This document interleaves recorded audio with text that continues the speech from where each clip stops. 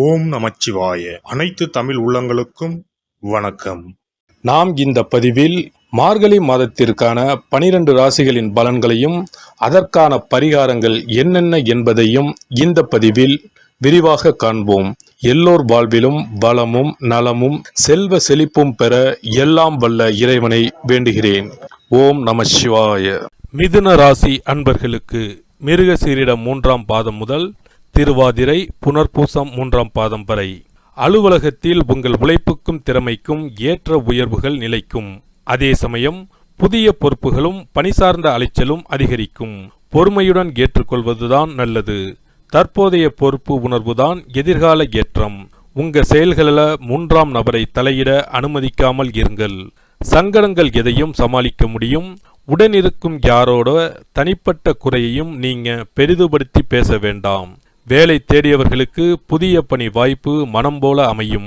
திட்டமிட்டும் நேரம் தவறாமலும் செயல்பட்டா சீக்கிரமே பதவியும் பாராட்டும் கிடைக்கும். குடும்பத்துல ஒற்றுமையும் சந்தோஷமும் இடம் பிடிக்கும். கசப்பு வார்த்தைகளும் பசப்பல் பேச்சும் பேசும் உறவுகளிடம் இருந்து ஒதுங்கி இருத்தல் நல்லது. தினமும் குலதெய்வத்தை கும்பிடுவதை வழக்கமாக ஆக்கிக் கொள்ளுங்கள். சுபகாரியங்கள் எதிலும் அவசரமும் தடாலடி தீர்மானங்களும் வேண்டாம். வயதில் மூத்தவங்க குளியலறை கழிவறையில் கவனமாக கால்பதியுங்கள். புதிய நபர்களிடம் குடும்ப ரகசியம் பகிர்வதை தவிர்த்து கொள்ளுங்கள். செய்யும் தொழிலில் வளர்ச்சி தொடர்ச்சியாக ஏற்பட தொடங்கும். புதிய மாற்றம் எதையும் செய்யும் முன்பு உரிய ஆலோசனை அவசியம். வங்கி கடன்கள் தாமதமானாலும் நிச்சயம் கிடைக்கும். பழைய கடன்களையும் வரி முதலானவற்றையும் தவறாமல் செலுத்தி விடுவது அவசியம். அயல்நாட்டு வர்த்தகத்தில் சட்ட மீறல் கூடாது. கூட்டு தொழிலில் மாற்றம் ஏற்பட வாய்ப்பு உள்ளது. அரசியல் சார்ந்தவர்களுக்கு ஆதரவு அதிகரிக்கும். எந்த சமயத்திலும் உங்க செயல்கள் மேலிடத்தால் கவனிக்கப்படுது என்பதை உணர்ந்து செயல்பட வேண்டும். திட்டமிட்டும் சட்டத்துக்கு உட்பட்டும் செயல்பட்டா பாராட்டுகள் கிடைக்கும். உங்களிடம் இருந்த வெறுப்பு விரக்தி எல்லாம் விலகும். வருமானம் உயரும். விலகி இருந்த கணவன் மனைவி ஒன்று சேர்வார்கள். குழந்தை இல்லாதவர்களுக்கு வாரிசு உருவாகும். நெடுநாள் வட்டி கடன் பைசலாகும். தடைப்பட்ட கல்யாணம் முடியும். நவீன ரக வாகனம் வாங்குவீர்கள். வீடு கட்டும் முயற்சிக்கு பல வழிகளிலும் உதவிகள் கிடைக்கும். இந்த மாதம் முழுக்க உங்களின் பிள்ளைகளுக்கு ஏற்றமான காலம்தான். உங்கள் பேச்சுக்கு முக்கியத்துவம் கொடுப்பார்கள். விஐபிக்களால் உங்களுக்கு ஆதாயம் கிடைக்கும். மேலும் உங்கள் செல்வாக்கு கூடும். அதிகார பதவியில் இருப்பவர்களின் நட்பு கிடைக்கும். தங்க நகை ரத்தினங்கள் புதிதாக வாங்குவீர்கள். குலதெய்வ கோயிலை புதுப்பிக்க முயற்சி செய்வீர்கள். தவிர்க்க முடியாத செலவுகளும் பயணங்களும் வந்து கொண்டே இருக்கும். திடீர் பணவரவும் உண்டு. நீண்ட நாட்களாக எதிர்பார்த்த பணம் வந்து சேரும். மூத்த சகோதரர் வழியில் உதவிகள் கிடைக்கும். பெரிய பதவிகள் தேடி வரும். வெளிவட்டாரத்தில் மதிப்பு மரியாதை கூடும். பழைய கடனின் ஒரு பகுதியை தீர்க்க வழி பிறக்கும். திடீர் பயணங்கள் சுப செலவுகள் அதிகரிக்கும். வேலைப்பளுவும் கூடும் என்றாலும் சாமர்த்தியமாக சமாளிப்பீர்கள். இயன்ற வரையிலும் பட்ஜெட் போட்டு குடும்ப செலவுகளை கையாளுங்கள். முன்பின் அறியாதவர்களை வீட்டில் சேர்க்க வேண்டாம். வீடு மனை விற்பதும் வாங்குவதும் லாபகரமாக முடியும். புண்ணிய ஸ்தலங்களுக்கு சென்று வாருங்கள். கோயில் கும்பாபிஷேகம் மற்றும் சகோதரர் விசேஷங்களில் முதன்மை இடம் வகிப்பீர்கள். மேலும் அதிகார பதவியில் இருப்பவர்களின் நட்பு கிடைக்கும். உங்கள் தந்தையின் உடல்நிலை பாதிக்கும். வழக்கில் திருப்பம் ஏற்படும். அக்கம் பக்கத்தில் நிலவும் சச்சரவுகள் நீங்கும். உத்தியோகத்தில் பணிச்சுமை மறைமுக எதிர்ப்பு ஏமாற்றம் வந்து போகும்.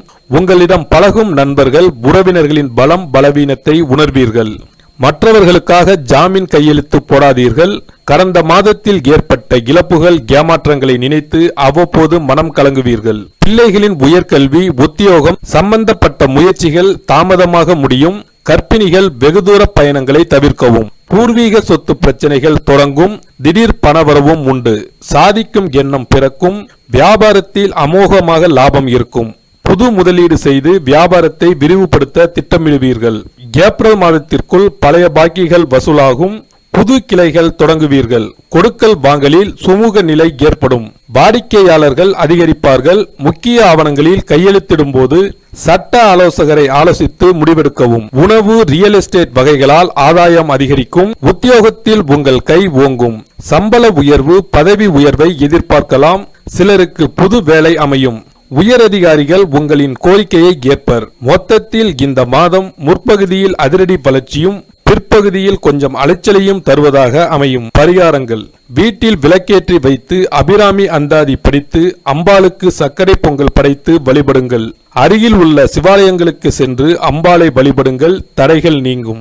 சனீஸ்வர பகவானால் ஏற்படும் பாதிப்புகளை குறைக்க சிறப்பு பரிகாரத்தை இப்பதிவில் காண்போம். சனிக்கிழமை சனி பகவானுக்கு பிடித்த நாள் என்பதால் அன்று மாற்றுத்திறனாளிகளுக்கு உதவி செய்வது சனி பகவானை திருப்தி செய்யும். வசதி இருப்போர் அவர்களுக்கு உதவும் வண்ணம் ஊன்றுகோல், வண்டிகள் போன்றவற்றை வாங்கித் தரலாம். சனி பகவானின் வாகனம் காகத்துக்கு தினமும் அல்லது சனிக்கிழமைகளில் உணவு படைப்பவர்களுக்கு முன்னோரின் ஆசிகளுடன் சனி பகவானின் ஆசிகளையும் பெற்றுத்தரும் என்பது உறுதி.